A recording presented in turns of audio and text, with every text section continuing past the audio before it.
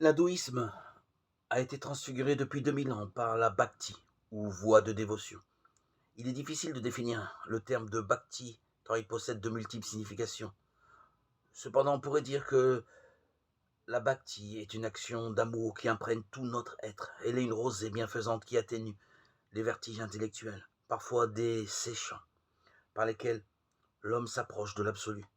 Ce faisant, la bhakti a rendu le mystère accessible non seulement aux sages et aux intelligents, mais aussi aux enfants et aux tout-petits. La dévotion véritable, si elle provient d'un amour véritable, la prière des simples, peut percer jusqu'au dernier recoin du cœur de Dieu et être agréée par lui.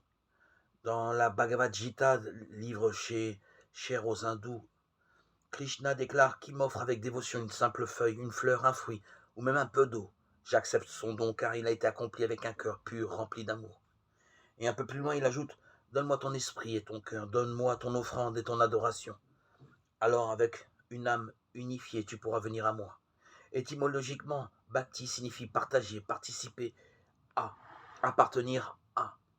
Lorsque la prière est recouverte d'amour véritable, l'absolu se donne en partage à celui qui est rempli de saints désirs.